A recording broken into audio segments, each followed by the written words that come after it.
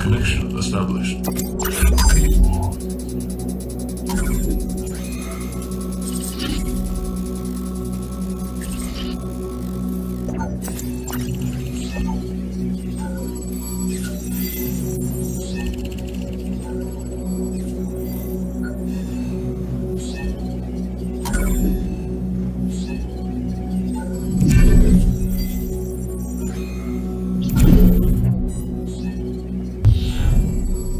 Témoignage de Mamer Sabouchi Mickey, défenseur des droits de l'homme et rescapé des tragédies de 1972 en province de Bururi.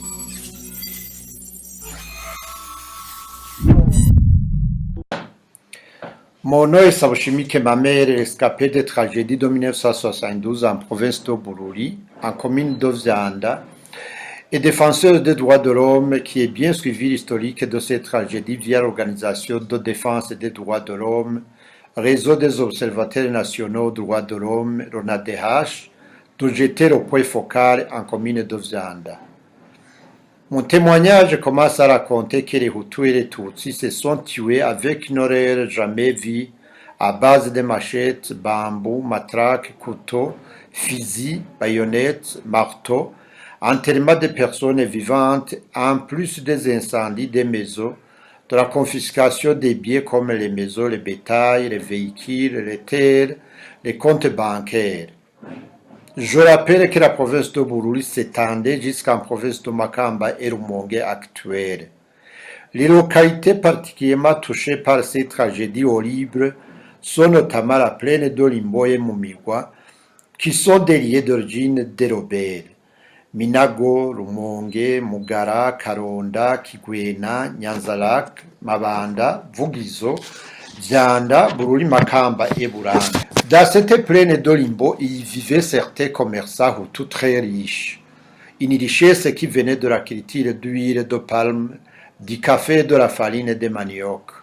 Ils avaient aussi des véhicules de luxe de l'époque de marque Peugeot et des camions de transport. Ce qui labouraient les chats de ces Hutus étaient des Tutsis qui venaient de Songa, Zyanda, Bururi, Matana, Mugamba et Vugizo. Tous ces cultivateurs Tutsis qui étaient dans la plaine de Limbo ont été massacrés par les Hutus, sauf des cas rares rescapés de ces tragédies. Les origines de l'idéologie des Hutus d'exterminer les Tutsis au Burundi. Les propagandistes et intellectuels Hutus de cette idéologie au niveau national étaient fortement influencés par le modèle rwandais, selon lequel des Hutus guidés par Grégoire Kayibanda ont renversé la dynastie Tutsi au Rwanda par l'extermination de ces derniers en 1959. La haine ethnique des Hutus envers les Tutsis dans la province de Bururi a été répandue en disant que le premier ministre Ngendadomwe Pierre a été assassiné parce qu'il était Hutu et s'en est suivi les massacres des Tutsis dans les communes de Busangana et Bugarama. Les Hutus accusés de tentatives de coup d'État de 1965 et 1969 ont été condamnés à mort et exécutés alors que la tentative de coup d'État de 1971 reprochés aux Tutsis de Muramvya ont été condamnés à mort et la peine n'a pas été mise en application. L'idéologie d'exterminer les Tutsis par les Hutus en province de Bururi était largement enseignée par 5 députés Hutus et un sénateur Hutu qui était élus dans la province de Bururi en 1965. A été du parti Prona, à savoir Ezekias Biolero élu à Rumonge, et principal acteur de cette idéologie, et un sénateur du parti Prona Sylvestre Balibwami. Le reste était du parti du peuple PP, à savoir Jean Baramboulier élu à Makamba, Simon Yankumwe à Nyanzalak, Ephraim Hakiza à Bururi et Wilson Bavakure élu à Matana. Dans cette période, certains membres du Parti du peuple ont été arrêtés à la suite de ces enseignements de division de haine ethnique dans la province de Bururi. La véritable idéologie d'extermination des Tutsis et la préparation de la guerre de 1972 commence dans l'année 1969 avec la libération de la prison d'Ezekias Biolero, qui s'est exilé directement en Tanzanie en compagnie de Lazaro Seheye, Lameke Minani, Musa Tinya, Venanze Imana, commerçant de Matana, Moussa Marongo et Cyprien Mbikié. Ces deux derniers avaient dirigé la commune de Rumonge. Quelques jours après, les étudiants de l'université du Burundi, Sereus Pacha, Albert Butoyi Ndabiruye, ont rejoint le maquis Ezekias Biolero et ils ont créé un mouvement armé appelé Abarwanashaka du Parti du Peuple. D'autres personnes qui ont joué un rôle actif dans la préparation de la guerre sont Abel Kita, Emmanuel Buname, Etienne Kijwari, Barampangaje, Kosani, Karumba et le célèbre commerçant Denis Mafungufungu do Kigwena. Bigega est un ancien militaire de la garde qui servait d'exemple en tirant sur quelqu'un et a envie de convaincre les Burundais que les substances sont aptes à les protéger contre les balles des ennemis. La formation se faisait pendant la nuit dans la forêt de Karonda, tout près de la rivière Buhinda et Nyagatanga. Les rebelles de 1972 se sont entraînés pendant des années dans la forêt de Kagunga en Tanzanie, région frontalière du Burundi, très peu accessible et très peu contrôlée par les autorités tanzaniennes. À Nyanza-Lac, les lieux de formation étaient nombreux, mais les plus connus étaient situés à Kabo, Liba, Mwigagi, Mugumure, plus précisément à Mugunda et aux environs de la rivière Guava. Le commandant du cadre de la gendarmerie à Nyanza-Lac, Donatien Misigaro, lui aussi originaire de Kigwena, était impliqué fortement dans ce mouvement.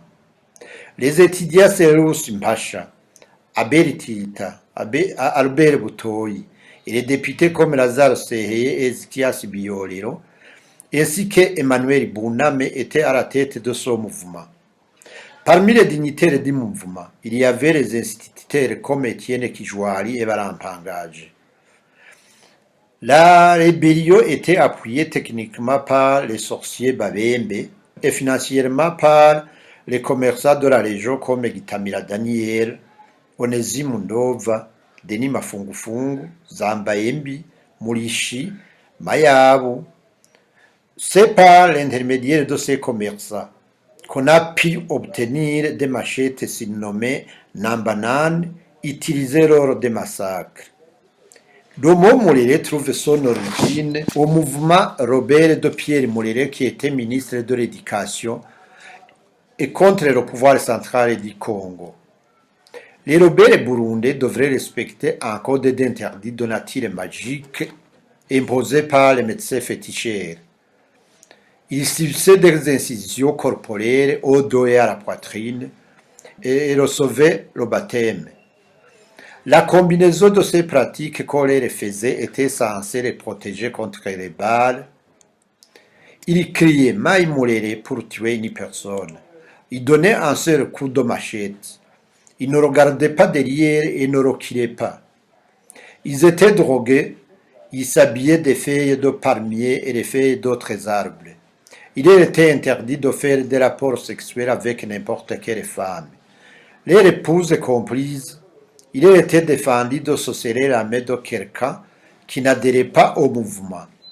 Lorsque les autres gens leur donnaient quelque chose, ils déposaient par terre afin qu'ils le ramassent. Ils ne mangeaient pas sur l'assiette, plutôt ils mangeaient sur les feuilles de bananier. Le jour du déclenchement des attaques, les pratiques de baptême et d'incision se poursuivaient respectivement chez Denis Mafungufungu et chez Miruko à Kigwena. Aussi que 1900 machettes avaient été achetées par l'ex-ministre des Travaux publics Marc Ndayiziga en complicité avec le directeur du budget Simvura Boniface.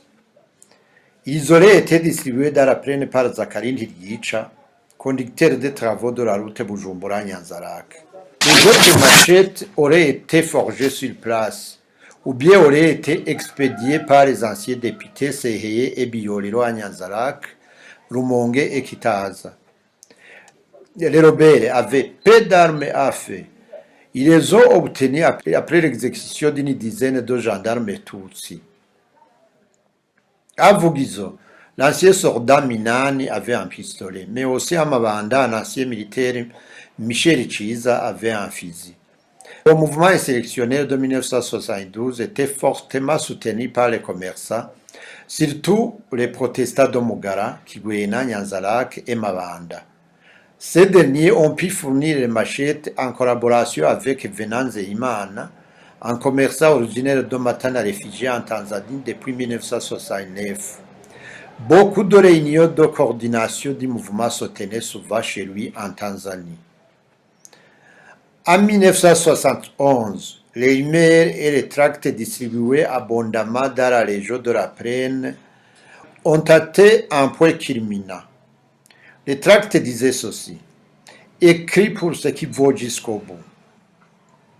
Vous qui avez accepté la vie ou la mort en défendant les petits gens pour qu'ils aient la parole à l'intérieur comme à l'extérieur du pays, nous vous saluons le travail. Attendez que l'obéissance, le courage et le sacrifice pour traquer l'ennemi Tutsi partout où il est constitué, la base de notre victoire. Debout tous, comme un seul homme, armez-vous de lances, de serpettes, de machettes, de flèches et de massy, et tuez tout Tutsi, où qu'il se trouve. Que tous nos partisans s'unissent pour l'exterminer jusqu'au dernier Tutsi, qu'il soit militaire ou dirigeant. Attaquez-vous aux ministres, au gouvernement, aux commissaires, aux administrateurs, aux conseillers, aux cadres du parti Tutsi. Massacrez-les avec les femmes et enfants. Et n'hésitez pas à éventrer les femmes enceintes. Rivalisez le courage, de discipline, d'agilité pour exterminer tout homme, toute femme et tout enfant de l'ethnie Tutsi. Et que l'on n'en parle plus dans notre pays. Pas d'emprisonnement, pas de jugement pour les Tutsis. Son sort n'est que la mort. Partisans, exécutés à la lettre aussi, ce qui suit ainsi. Tu auras soutenu avec ton cœur et toute ton intelligence le Parti des travailleurs du Burundi et le pouvoir des travailleurs cultivateurs. Partisans, partout où tu te trouves, va avec tous tes frères, mobilisez-les, punissez tous les récalcitrants qui refusent ou qui ne vous aident pas à combattre les Tutsis. Emprisonnez-les et nous les jugerons après. Les emails continuaient à annoncer que très prochainement le pays sera attaqué par les gens qui viendront de la Tanzanie. La circulation de ces emails renforça le climat de suspicion, ce qui conduisit à l'arrestation de nombreux paysans et intellectuels Hutus de Nyanzarake et de Kigwena. Dans le carême de 1972, les pères blancs de la paroisse Kigwena ont mis en garde les gens de la Légion en leur disant: s'ils ne deviennent pas attentifs, Nyanzarake pourra être détruit d'ici peu de jours. Quelques jours avant, les rumeurs en commune de Vugizo annonça que les attaques contre les Tutsis sont en cours de préparation par des gens qui viendraient de la Tanzanie. Des Tutsis seront éliminés jusqu'à ce qu'ils disparaissent sur l'ensemble du territoire du pays. Un signe très frappant est l'apparition d'une nouvelle qualité de machette à double tranche. Au début du mois d'avril, les bandes de Hutus à Vianda s'organisaient sous forme de bandits pour attaquer de nuit les ménages des administratifs et Tutsis pour y chercher des armes à feu. C'est par après qu'on a compris que ce phénomène a entré dans les préparatifs des attaques. C'est cette situation confuse et clivée qui fera l'objet de la tenue d'une réunion de travail des plus hauts responsables de la sécurité le 23 avril 1972 à Bururi. Il y avait le ministre de l'Intérieur Albert Sibura, le ministre de l'Information André Yanda, le chef d'état-major général des forces armées burundaises Thomas Ndabemeye, administrateur général de la Sûreté et l'immigration Bernard Bizindazi et le commandant du Kabururi. Ils n'ont pas jugé l'affaire suffisamment très grave, mais ils ont décidé tout de même de lancer une campagne de sensibilisation de la population en commençant par le Mongue. C'est dans ce cadre que Les ministres Shibura et Yanda étaient dans cette localité le 29 avril 1972, le jour du début des massacres des Tutsis par les Hutus, pour mettre en garde les rebelles de toute tentative d'exterminer les Tutsis. Toute l'administration de Bururi était descendue à Rumongue dans un meeting de pacification. Malheureusement, en fin de la journée, vers 18h, les massacres de Tutsi ont commencé presque à la même heure à Nyanzarak, Rumongue, Vugizo, Zanda, Mabanda et Bururi sont simultanément attaqués. C'est la même méthode, tous les hommes, zéars, enfants et femmes et Batutsi sont systématiquement tués. Le même jour, tous les administratifs de Bururi qui s'étaient rendus à Rumongue ont été tués, découpés en morceaux à la machette. Sur la route de retour, l'équipe de journalistes de la radio qui a couvert la réunion a été massacrée et le véhicule émetteur a été brûlé.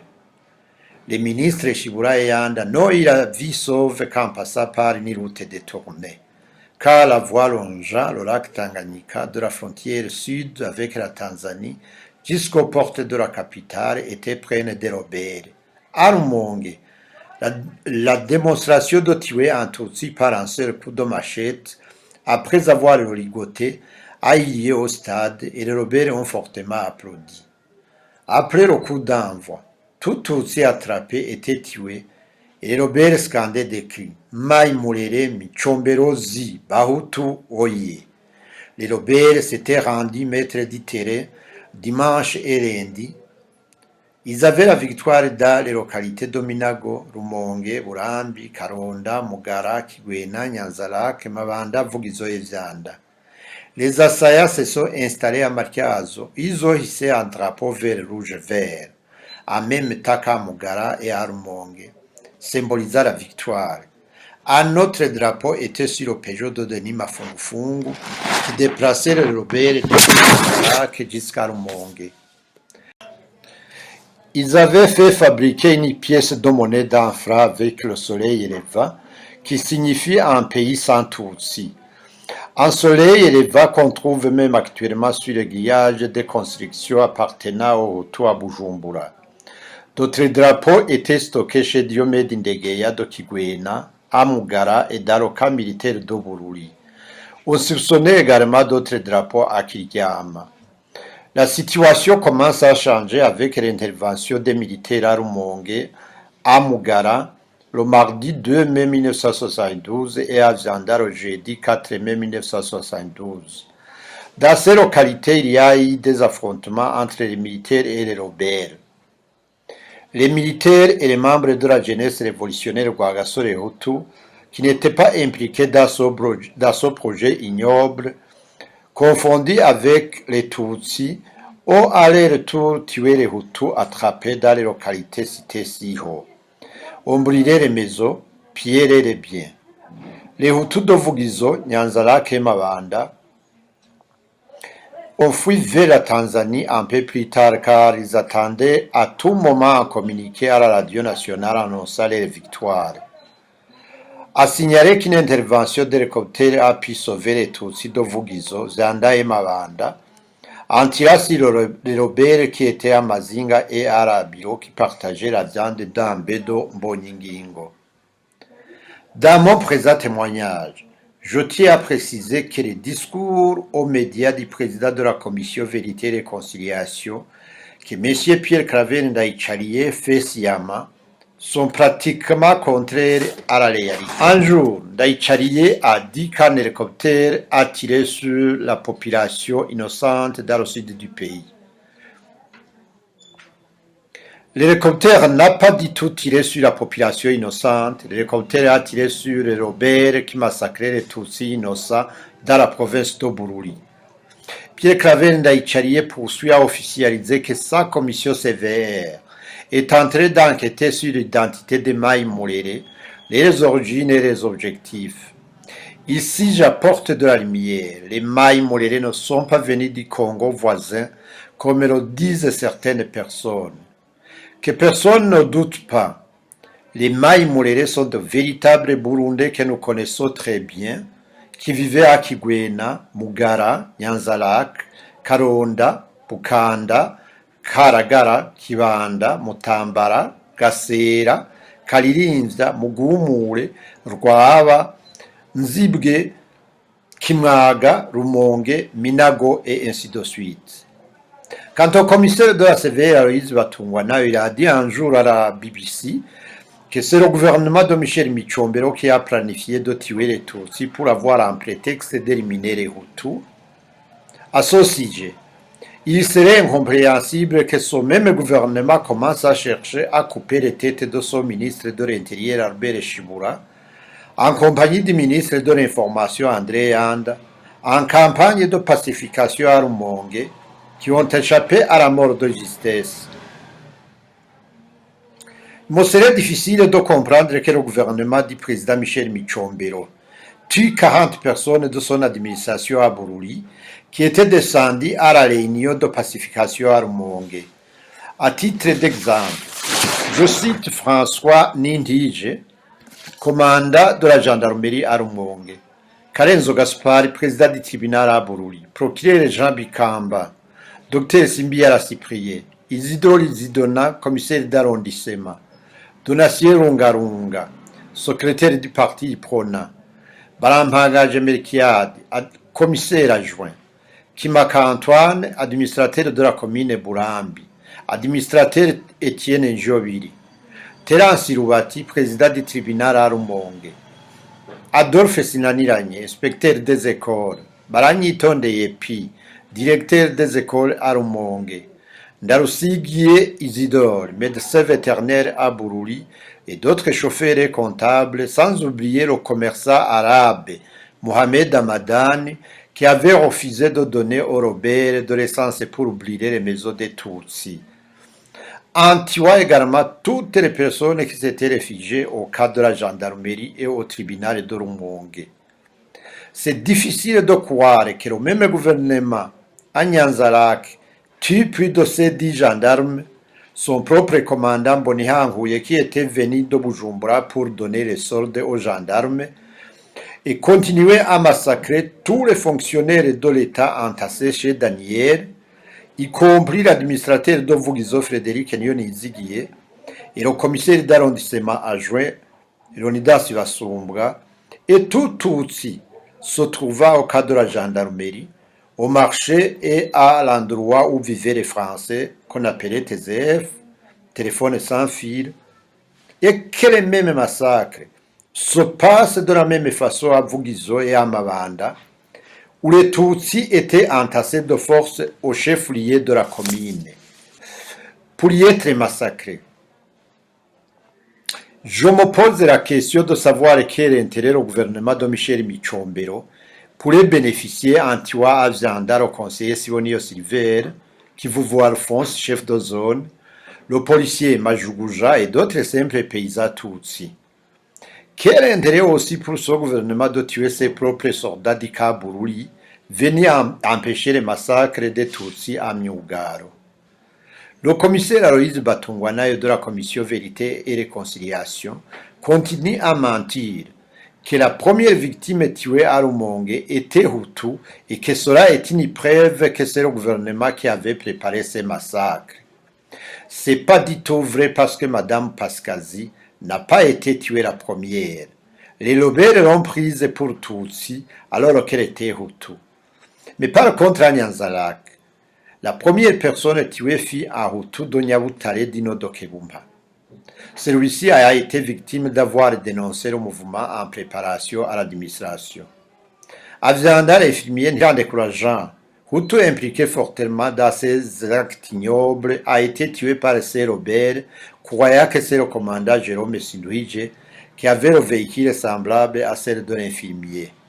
À Nyanzarake, Lukanka a été tué à cause de sa taille lancée comme les Tutsis, d'après les Robert, alors qu'il était Hutu.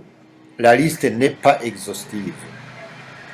Le même commissaire Aloïse Batungwana évoque qu'il y avait des Hutus à exécuter à base des restes préétablis avant le déclenchement des tragédies.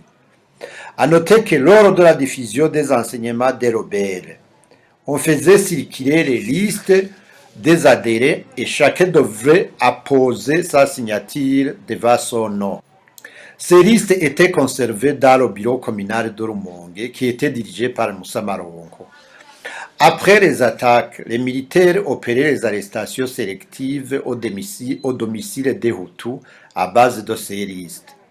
Très souvent aussi, la présence des tracts des listes des adhérents trouvés sur les Robert et dans les poches. C'est dans ces circonstances que l'école normale de Kiremba a été parmi les plus affectées et surtout que presque toutes les victimes de cette école étaient natives de Mogara, siège de la rébellion. À signaler que la carte saisie sur M. Pascal Boubiza, ancien ministre, par le parquet, représentait les régions à grande concentration de Tutsis. C'était toute la province de Bururi, sauf l'Oro d'Irak, une grande partie de la province Muramvya, une partie de la province Gitega et Ngozi, tout le Mugamba et la capitale Bujumbura.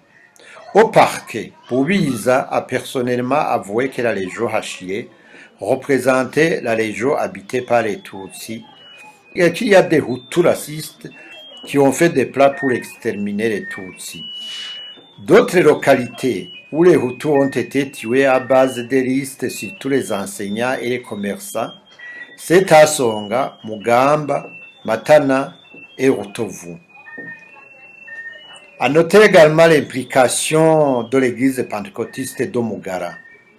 Cette émission a été suspendue pendant 2 mois du fait qu'on l'accusait d'être impliqué dans les préparatifs des attaques. Presque tous les commerçants protestants du centre de négoce de Mabanda,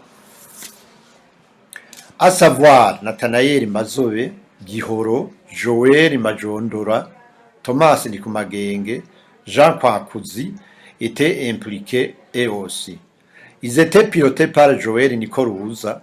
Ce dernier exerçait son commerce à Nyanzarak, mais il était natif de Mabanda. Les gens de Kondo, une localité pentecôtiste majoritairement Hutu, avaient pris part à l'insurrection. Même les catéchistes et pasteurs étaient impliqués. Suite aux événements qui ont endeuillé le pays dans la nuit du 29 avril 1972, les interventions des évêques de l'Église catholique ont été appréciables en adressant des messages d'apaisement aux chrétiens. D'autres paroisses comme Bururi, Marcazo et Kigwena ont offert des abris aux déplacés. D'autres prêtres des paroisses comme Makamba et Rumeza ont sauvé des enseignants et directeurs d'écoles déjà ligotés et prêts à être tués. Le curé de la paroisse Murago à Burambi, Dokuria Joseph, a donné des mazoutes mélangés avec de l'eau au Robert qui voulait brûler vifs les Tutsis qui étaient réfugiés dans l'église. C'est ainsi que ces gens ont été sauvés car le produit n'a pas pu produire une flamme.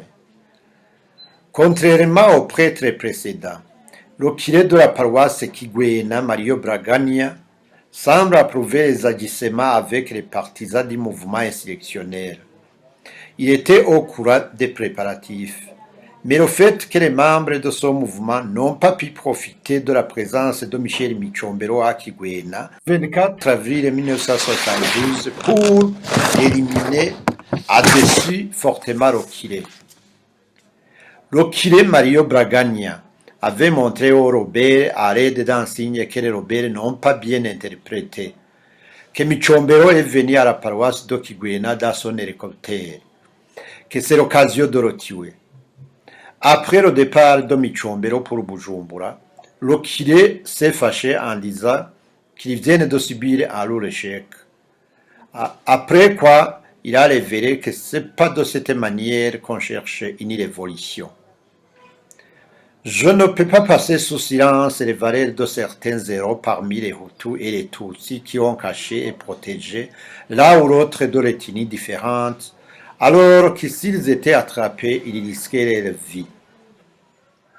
Les Hutus et les Tutsis qui ont péri dans ces tragédies de 1972, la plupart n'ont pas été enterrés dignement car leurs corps ont été décomposés dans les forêts et montagnes, les morceaux de chair dévorés par les animaux et oiseaux.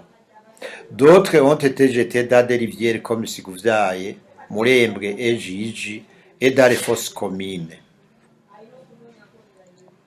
S'agissant des fosses communes dans le pays, je reproche aux membres de la CVR de faire une ségrégation ethnique dans différentes localités, en exhumant seulement des restes humains de soi-disant Hutus.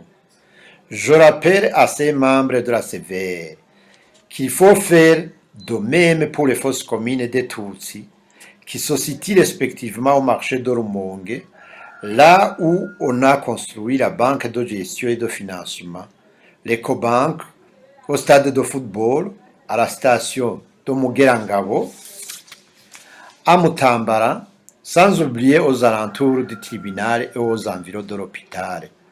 À Kigwena, la fosse commune des Tutsis se trouve tout près de la route Rumonge-Nyanzarak, à côté de la rivière Mukunde. On en trouve deux fosses communes des Tutsis à Nyanzarak, à côté de là où on devrait se dérouler la fameuse soirée dansante chez Daniel. À Mabanda, ils sont au nombre de deux, le charnier des victimes Tutsis tuées par les Robert, ainsi que certains de leurs boulots mitraillés par les hélicoptères, se trouvent aux environs du chef-lieu de la commune. À Vugizo, on les trouve à l'ancien chef-lieu de la commune, tout près du dispensaire de Vugizo, celle des Tutsis et des Robert mitraillés aussi par les hélicoptères. Les attaques répétées de 1972, 1973, 1974, 1975 et 1976, les communes de Nyanzarak, Mabanda, Vugizo et Bukemba ont fait l'objet d'attaques répétitives par les réfugiés. La première incursion était menée à la fin de 1972 au mois d'octobre à Nyanzarak et à Vugizo. Les rebelles provenant de la Tanzanie, dans le cas des réfugiés burundais, à savoir Gatumba, Uryankuru et Mishamo, Biorero et Samille et d'autres ne cessaient jamais de soutenir idéologiquement, financièrement et matériellement ces rebelles. Certains milieux Hutus disent qu'il n'était pas autorisé de pleurer ou de faire la levée de deuil partielle ou définitive de l'air.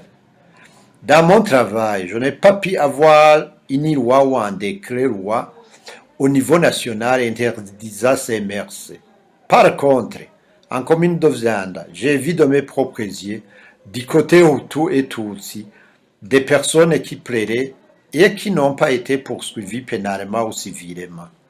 Du côté Tutsi, j'ai vu ceux qui ont procédé à la levée de deuil définitive, tandis que du côté Hutu, ils étaient en exil en Tanzanie. Actuellement, comme solution, je propose l'arrêt des activités de la Commission Vérité et Réconciliation en attendant le retour de la paix au Burundi. Aujourd'hui, quotidiennement, il y a des personnes qui sont assassinées, disparues, torturées, emprisonnées arbitrairement, enlevées et violées, sans que les auteurs soient identifiés et punis. Ce n'est pas donc le moment approprié de faire les activités de la vérité et réconciliation. Je proposerai aussi de faire un recensement de toutes les victimes de cette tragédie de 1972, colline par colline. C'est très facile car je suis déjà en possession des noms de toutes les victimes en commune d'Ozanda. J'invite d'autres Burundais à avoir le courage de témoigner de tout ce qu'ils savent dans cette crise de 1972. Pour le moment, les Burundais divergent sur la qualification de ces tragédies. Les uns les qualifient d'un génocide contre les Tutsis, les autres en génocide contre les Hutus. Je propose la qualification de ce qui s'est passé par un groupe indépendant et expert à la matière. Enfin, je propose plus jamais ça, plus jamais ça.